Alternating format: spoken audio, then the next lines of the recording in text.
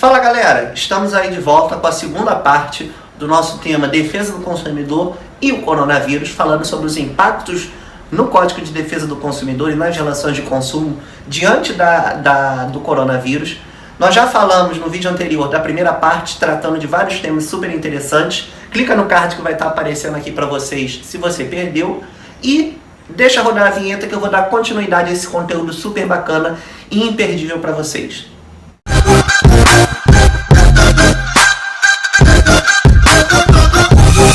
Fala galera, voltando aí, no vídeo anterior nós falamos até as academias, os impactos das academias. Aqui eu vou dar prosseguimento a esse conteúdo de defesa do consumidor, falando sobre os planos de saúde no caso de tratamento e exames do coronavírus.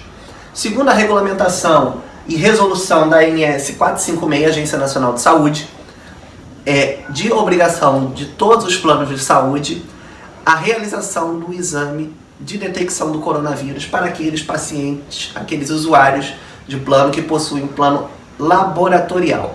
Então, se você tem um plano laboratorial aí, é obrigação do seu plano realizar o teste de coronavírus.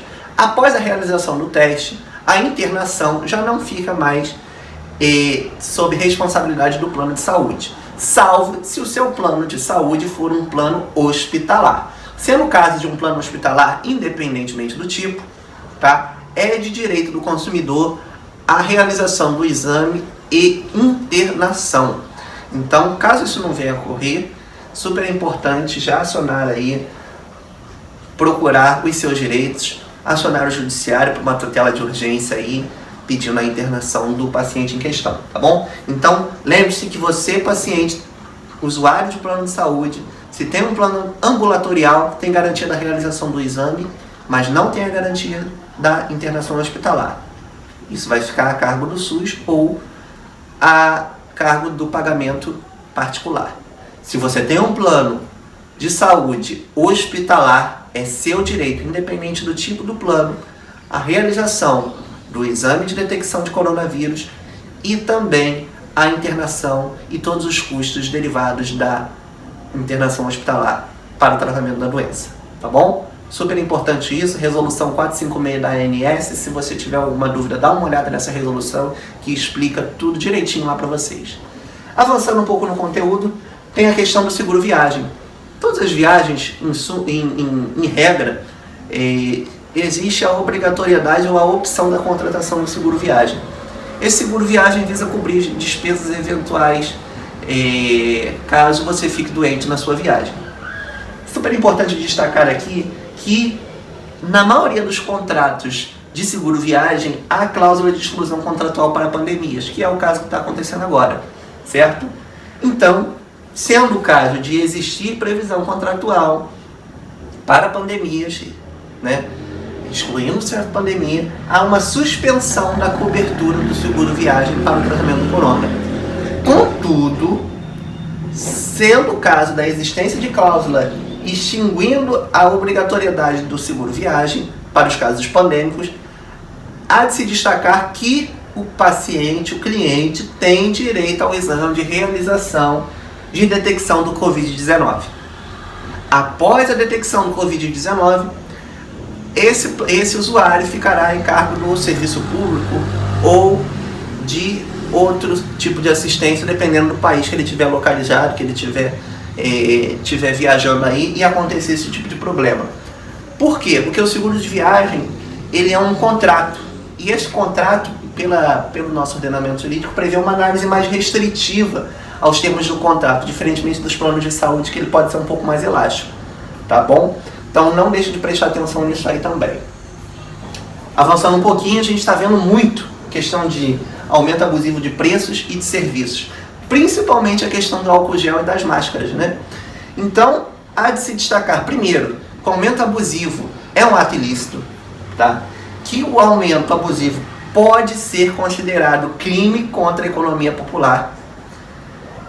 E esse aumento injustificado, sem fundamento, no qual a mero devaneio da empresa, ele aumenta sem justa causa o valor do produto a fim de adquirir vantagem manifestamente abusiva, ou seja, o que está acontecendo aí, um álcool gel que custa R$10, estão cobrando 50, 100, ou seja, você multiplicar o valor do seu lucro em 500% do dia para a noite, sem qualquer explicação, 200%, 100%, tá? Então isso é vedado pelo Código de Defesa do Consumidor, especialmente no artigo 39, inciso 5 e 39, inciso 10 do Código de Defesa do Consumidor.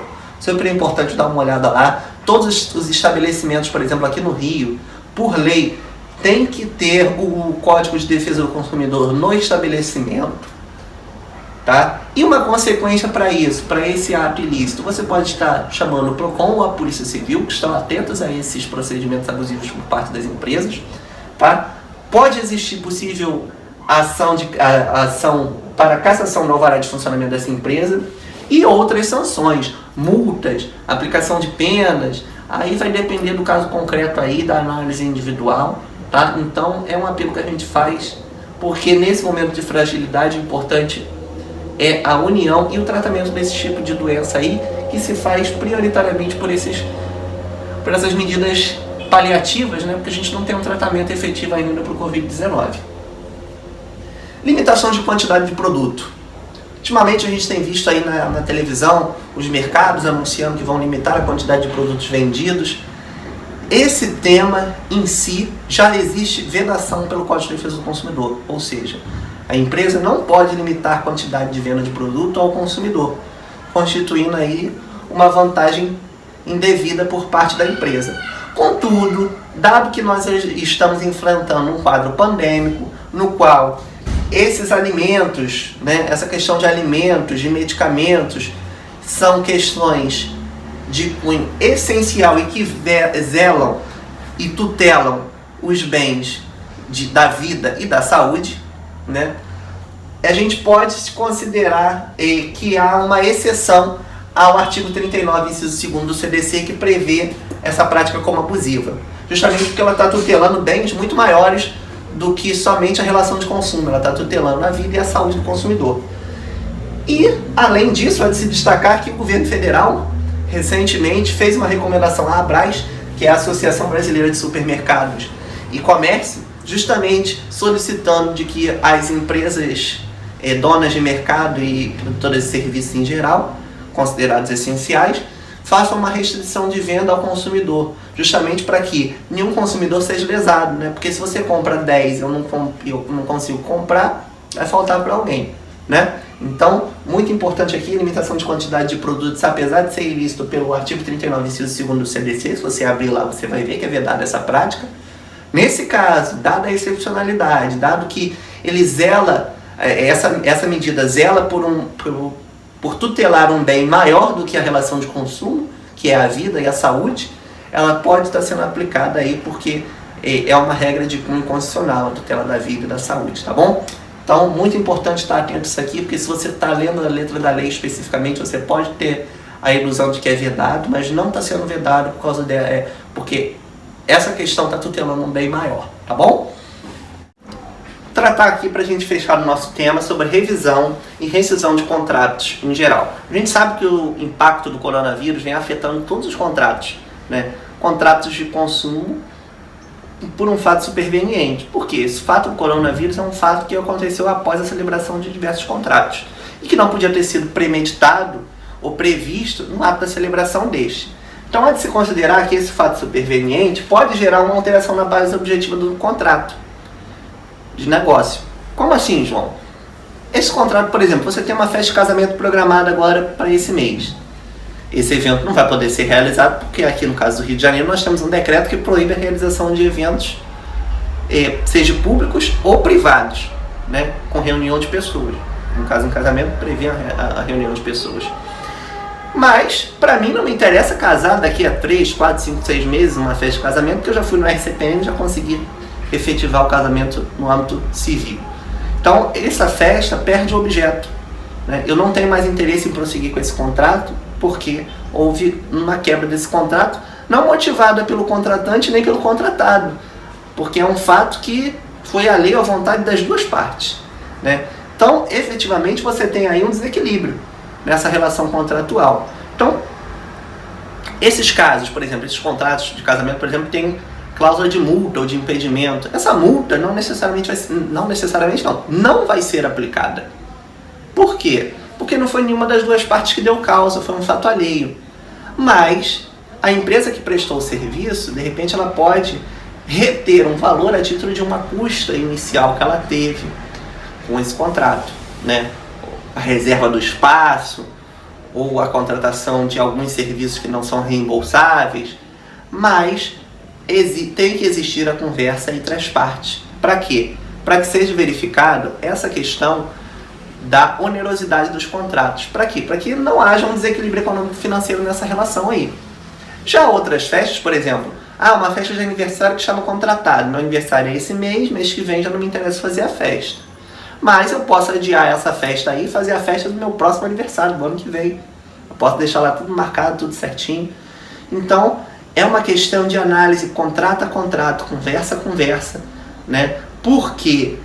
Porque é um fato alheio, é um fato superveniente, é um fato que não tinha previsão aí. Então, mais uma vez, ressalta-se a importância do diálogo, da negociação, da mediação, do advogado tutelando e intervindo na composição dessas duas partes aí para incentivar essa composição amigável, desestimular o ingresso de ações judiciais, se for o caso. Não sendo possível, lógico, entrar com uma ação judicial requerendo a reparação aí, mas é super importante a gente analisar caso a caso, tá bom? Então, eu vou estar fechando aqui o nosso tema de hoje, parando com vocês. Já falei sobre diversos temas super importantes relacionados à defesa do consumidor. Eu espero vocês no próximo vídeo. Peço para que deixem um like, compartilhem, se inscrevam, procurem vídeos, cursos. A gente está, a maioria da população aí em isolamento social, comigo também não é diferente, tá? Então é sempre importante a gente adquirir conhecimento. Compartilhe esse vídeo com outras pessoas que você conheça, que querem saber mais sobre os direitos dela diante do coronavírus. Então, galera, eu vou terminando meu vídeo por aqui. Já falei sobre diversas relações de consumo, impactos no Código de Defesa do Consumidor mediante ao efeito do coronavírus, dessa situação pandêmica.